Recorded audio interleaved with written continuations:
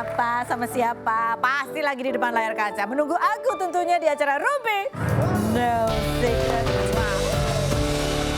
Dan dengan menemani kita hari ini, ada beberapa bintang tamu seru-seruan. Ya, hari ini kita akan menggali banyak sekali cerita. Tapi pojok dulu yuk, kita akan membahas apa sih yang lagi ramai, yang menjadi perbincangan, menjadi sorotan publik, menuai banyak pro dan kontra. Baik itu hal-hal yang datang dari dunia nyata maupun dari dunia maya. Mari kita lihat. Berikut berita hot versi Rumpi No Secret. Berita kali ini masih dari rumah tangga Oki Agustina dan pesepak bola Gunawan Dwi Cahyo yang menikah pada 2012 lalu yang diduga terlibat isu perselingkuhan setelah beredar foto Gunawan yang diduga dengan perempuan lain. Setelah ramai, muncul akun bernama Ki Yunita yang mengganti foto profil Gunawan dengan wanita di sebuah ruangan. Namun kemarin Oki mengklarifikasi bahwa foto tersebut adalah foto dirinya dengan sang suami, dan Oki menambahkan jika foto yang beredar saat jalan dengan suaminya di sebuah pasar memang bukan foto Oki, hingga netizen menyebut akun Ki Yunita sengaja membuat panas dan kini akun tersebut sudah hilang di Instagram. Melalui manajernya, Oki mengaku sudah ditalak Gunawan 1 bulan sebelum berita perselingkuhan suaminya viral, dan kemarin Oki membuat Instagram story dan mengatakan keponakan aku sekarang sudah jadi lawyer untuk tantenya.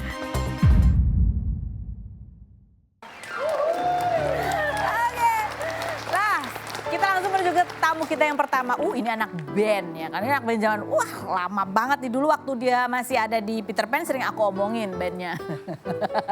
Sampai sekarang sih, ya ada Andika, ex Peter Pan, dan dia sama putranya. Sekarang putranya juga sudah mulai ngeband ya kan, kita akan bahas banyak hal, tapi kita lihat dulu profilnya baru kita.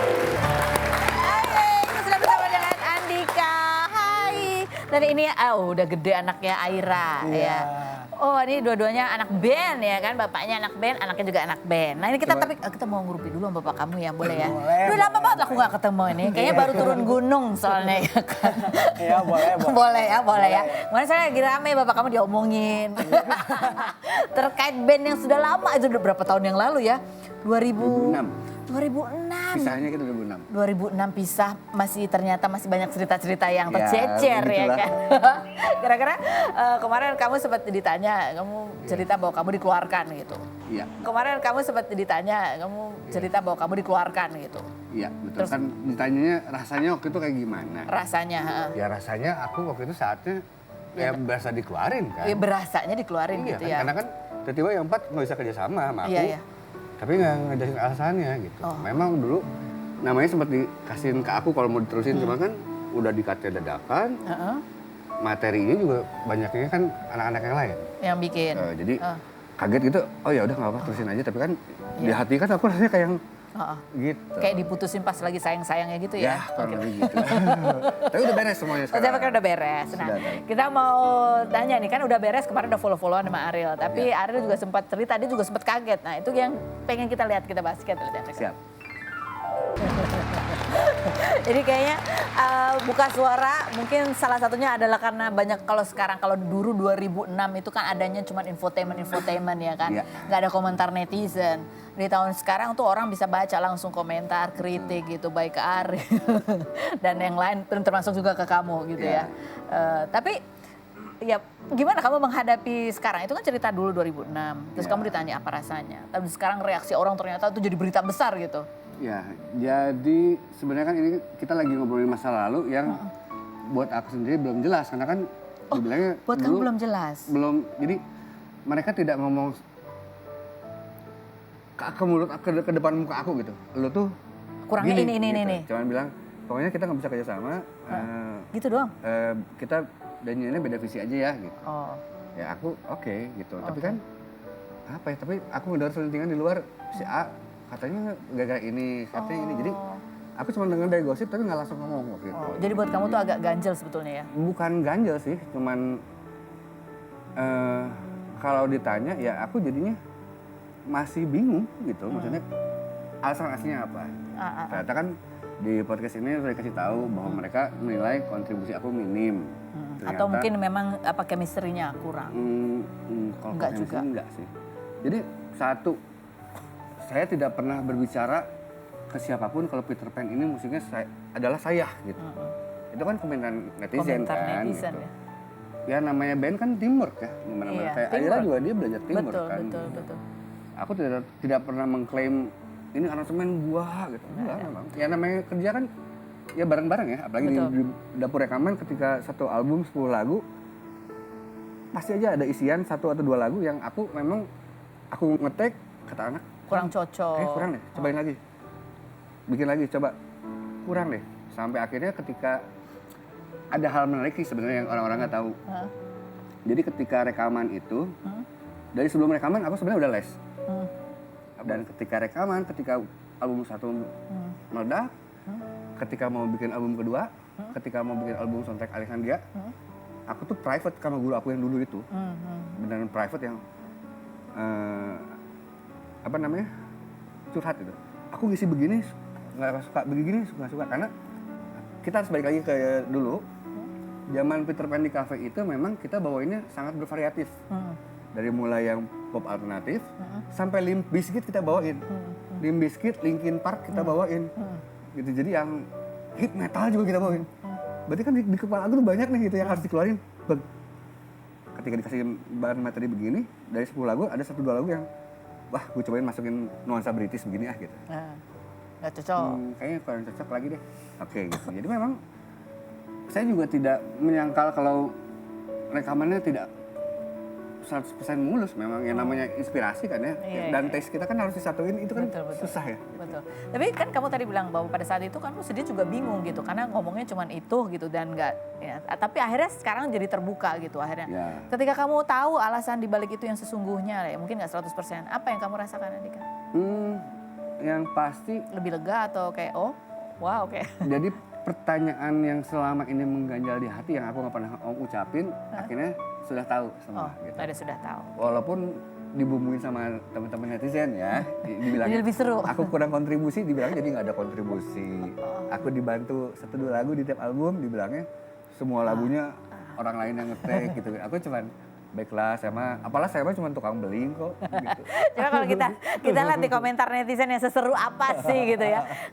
Udah ditutupin kekurangannya malah ember kemana-mana. Ketahuan dah sekarang skill lu main keyboard biasa aja. Masa isian keyboard yang isi gitaris katanya gitu. Tapi tadi udah dijelasin ya, karena ya itu kan proses gitu ya. Proses. Yang berikutnya, ini leadernya Peter, tulisannya leader gitu lagi. Peter Pan si paling leader dan si paling jadi kayak berantem ya. Ini kelihatan ini Gen Z tulisannya nih kayaknya. Bahasanya kayaknya ini si paling leader ini, ini bahasa Gen Z. Anak sekarang ya. Yang berikutnya, Dik udah naik tuh video klarifikasi Ariel, semoga lu malu. Wow, biar nanti kalau ngomong tuh harus dipertimbangkan akan konsekuensinya. Teman-teman lu di Peter Pan udah baik banget nutupin kekurangan. Lu malah ngomongnya enggak. Oh iya, oke. Yang berikutnya. Kalau leader itu pintar menciptakan lagu, mengaransemen lagu seperti Ahmad Dhani, bukan cuma mengaku leader, sempit banget pemikir. Wah, kamu ngomong apa sih sebenarnya? Jadi di podcast itu kan nanya kan, waktu itu rasanya gimana? Ya itu kamu kaget, berasa dikeluarin, dan aku memang di podcast itu bilang, aku tuh dulu leadernya gitu. Jadi ketika, kan Ari juga di podcastnya, dia bilang kan bahwa kita dimulai dari band cafe, mulainya iseng-iseng. Ya Ari juga bilang, memang aku yang bikin, aku yang kasih nama dari orang tua, minta restu, minta nama. Saat itu anak-anak memang kita fokusnya ngulik lagu. Tapi kan selain ngulik lagu, kita harus punya manajemen, kita harus punya job manggung kan gitu ya. Jadi akhirnya ya aku yang jalan gitu, aku yang jalan ke semua sampai akhirnya kita dapat reguleran di kafe-kafe di Bandung, kita dapat manajer. Jadi intinya sih sebenarnya ya cuman itu doang gitu ya. Ini ada cerita 2006 gitu, tapi ributnya di sini. Jadi orang jadi akhirnya menarik di dua kutub yang amat ekstrim. Padahal sebenarnya kan enggak ya. Ini cuman kita melengkapi cerita aja dari kamu ceritanya itu, akhirnya dari Ariel juga ceritanya itu, begitu ya. Tapi ya udah akhirnya mereka ketemu ya. Kamu ke akhirnya udah ketemu ya, udah ngobrol. Itu gimana cerita ketemunya? Jadi saat itu aku lagi di Amerika. Aku lagi bawa tamu karena aku kan sekarang punya travel agent. Punya travel agent, aku kemarin lagi di Amerika. Tiba-tiba teman-teman, keluarga baju di WhatsApp, apaan nih gue bilang. Rame nih. Andika lu lagi rame di medsos gitu, lagi trending, lagi viral. Viral apa? Ini gue bilang kan. Coba deh cek. Sebenarnya kemarin tuh yang aku lihat ya. Nggak ada masalah apa-apa, kan kita lagi ngomongin masalah lalu kan. Iya, lagi cerita aja. Dan kalau aku dulu ngasih tahu aku masih belum jelas. Zaman dulu kan sekarang sampai sekarang beda ya. Kalau sekarang kita bisa punya channel YouTube sendiri, terus orang-orang bisa nyari kebenarannya.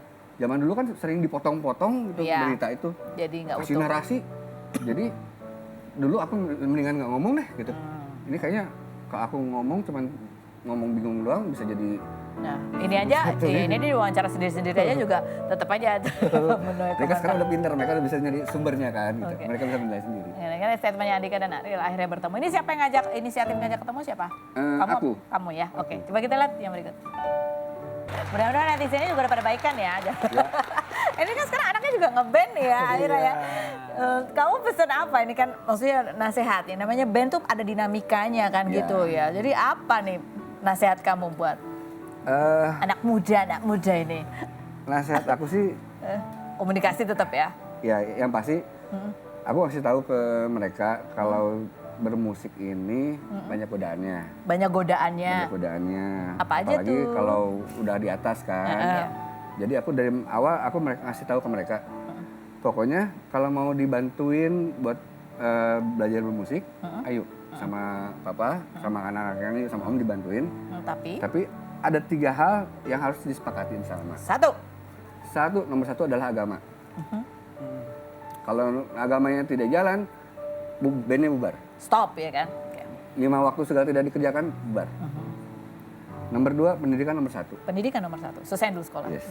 Nomor 3, baru boleh ngeband. Baru boleh Gitu. ngeband. Jadi nomor 2 dan nomor 1 ini harus didahulukan dulu, baru nomor 3. Setuju banget. Jangan sampai kayak bapaknya. Oh gitu ya. Bapaknya yang mana ya?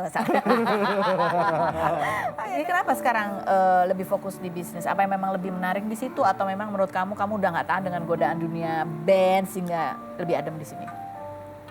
Mau jawaban jujur? Jujur. Di sini no secret, harus jujur. Oke, kalau no secret gara-gara dia. Oke, gara-gara dia? Kenapa?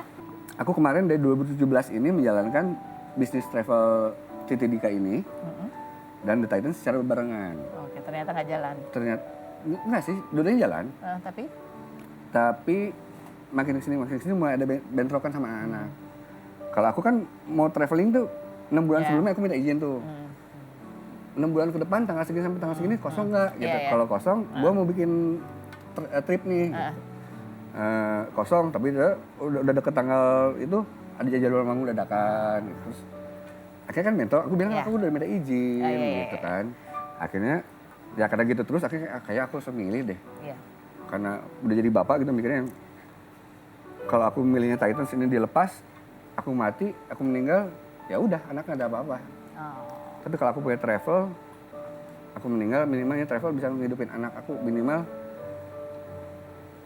Kalau dia belum berhasil sukses pun, minimal dia akan kelaparan.